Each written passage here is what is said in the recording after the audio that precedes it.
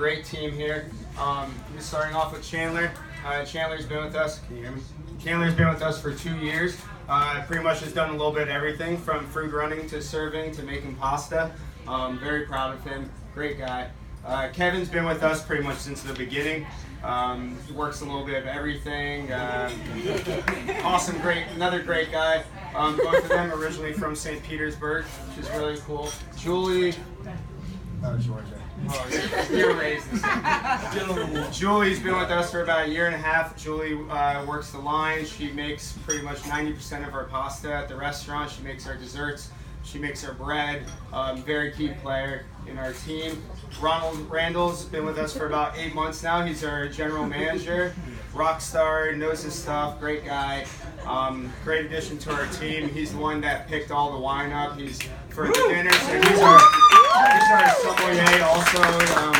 He worked at the Modern also, which I worked at the same time. So we got a lot of background and great team, and proud of them and everything they did this evening. Oh, I can see you. Micah. And Micah. Micah is a great friend of mine. Mike and I both worked together for Wolfgang Puck and Spago, both helped open that spot. And then we both moved to New York together and lived together for a while. He worked at Dovetail. Now he owns 2 restaurants in Marietta and was very helpful and able to come up and help us this weekend. So thank you, Micah, for all that. That's Micah. And he's got a killer beard. Okay, so what questions do people have? Hands up, please.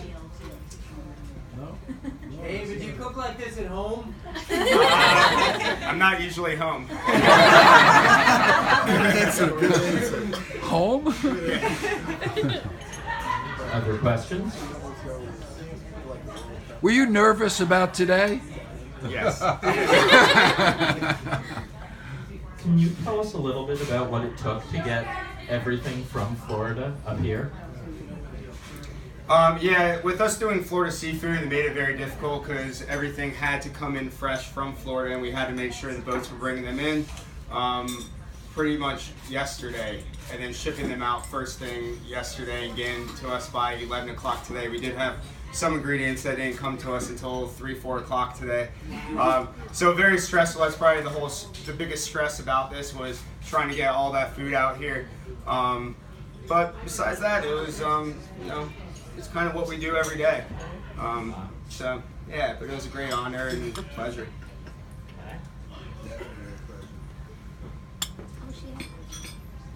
So how did you come to be here tonight? I was asked by James Beard to come to How does that work? Well, given that he passed away in 1985, it took a certain amount of effort.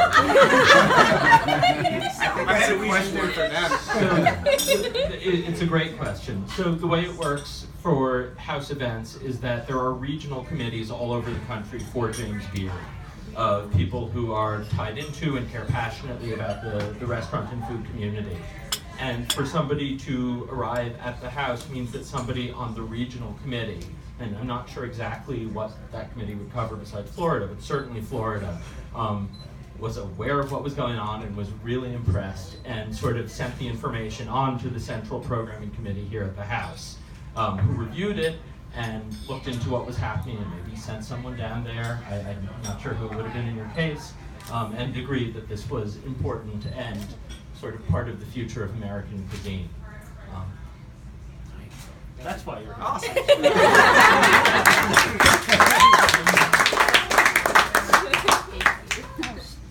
What is your favorite dish to cook or to make? Probably the Taleggio agnolotti. That was the big reason why we did it. It's just really my favorite dish. It's a dish that I never take off the menu. It's just a very simple dish. It has 3 ingredients in it, and it's killer. Yeah. Yeah.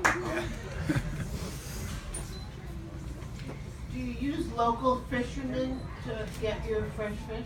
Yeah, we do as much as possible. Sometimes in Florida, certain fish are out of season. So we try as much as possible to use as many local fishermen as possible. Yeah. I was hoping, Ronald, that you would tell us a little bit about some of the wine choices. Some of the decision-making process, really, we started to talk about dishes, and we've gone over flavor profiles, what we were trying to do, dishes that we both had, and what we thought. We'd come up with some choices, then we made some changes, and then I quickly made some changes to the wine choices. And I made more changes. And then you made more changes. And then more changes. We made more changes. And the menus are printed. Good job. And this is the thumb war that goes on between the chef and the sommelier. It's tough to say who wins some of the times, but a lot of it was looking at there are simple dishes that David makes, and there are deep dishes that David makes, and sometimes it's hard to tell which one it's going to be. And sometimes, you do have moments where it's a shot in the dark if you haven't had it yet. So we tried to really go through the dishes as much as we could and make the best decisions that we could about the wines. And I think we really pegged it pretty well. Yeah, I agree. More specifically, can you talk for 1 minute about the Sancerre Capellini pairing? So Sancerre and Capellini, right? That sounds almost retarded. Right? I'm putting French wine with an Italian dish. The thing about Sancerre, so when I think about rich food, I think about either going sweet, which is something we've done at the restaurant, which has worked pretty well. I used a really great Mosel Riesling with a similar dish. All right, so it had decent acidity, it had some of that sweetness against that spicy soppressata and the richness that's in there, the fatty shrimp, the chew of the pasta. It worked really well. In this case, we had a lot of citrus we were deciding to do in this dish, right? So when I think of citrus, I think of Sancerre, right? I think of the way Cameroonian soil, interacts with that wine and how it gets that bright acidity, lime and lemon, and how that was going to work with the amount of lemon that we were going to work with in the dish, the richness of the shrimp. I mean, what does everybody want to squeeze on the shrimp? Lemon and lime, right? So to put that up against that and to realize that they needed that acidity to work against the fat. And it was interesting trying to figure out how that was going to combine with the anisette, right? Which had me trying to retreat to Riesling. I said, no. I'm sticking with my choice. I'm going with it. And it worked. It worked. Yeah. And when are you opening up in New York? Probably never. Don't say never. I got time for that. But we are in the process of renovating the restaurant. We are going to be expanding, adding private dining to the back of our restaurant, expanding our kitchen and opening our kitchen to the whole dining room, and putting an 8-seat chef's bar that we'll be doing tasting menus at. We're really excited about it. Yeah. And I've also just learned that apparently JetBlue does flights directly to Miami International, and they have free Wi-Fi. No. To Tampa International. Tampa International. They do nonstop too. I just thought the oysters that you served as appetizers were amazing, and I wanted to find out how you decided what you were going to put in the shell with the oysters to make it pop like that. It was just so outstanding. And where did the oysters come from? They come from Connecticut. The whole, a lot of the food I do at the restaurant has a lot of balance in it. It's not just one note. So we try and hit it with acid, we try and hit it with textures, we try and hit it with sweetness, spicy, so a little bit of creaminess. So we felt with that dish that, you had the pop of the roe, you had the smokiness, you had the creamy of the whipped ricotta. We did a little butter white wine, so you had a little acid in it, so it kind of was complex and had a balance of every, taste that you'd want in it. It's really amazing.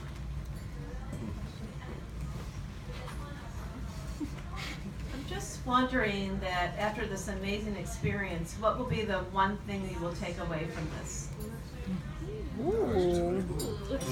That's a good question. This experience was great for me, but it's also just as great for my team, and being able to share it with them and having them all here was probably the greatest part of it. So, the camaraderie, the teamwork that was built in the last couple days, running around town, grabbing stuff from the market, grabbing stuff from all over.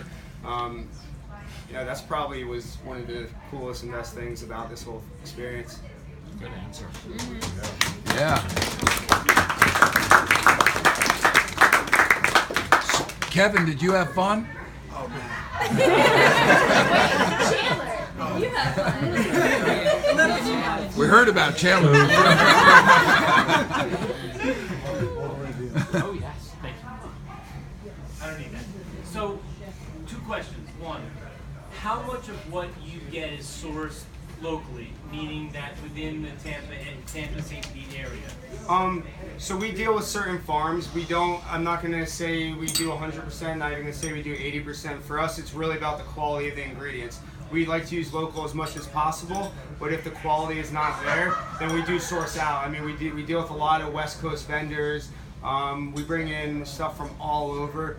But if it makes sense, then we deal with local as much as possible. Second question, Florida restaurant, and I totally understand the sort of the seafood-centric menu, but Florida, as you know, is one of the biggest dairy and cow states in the union.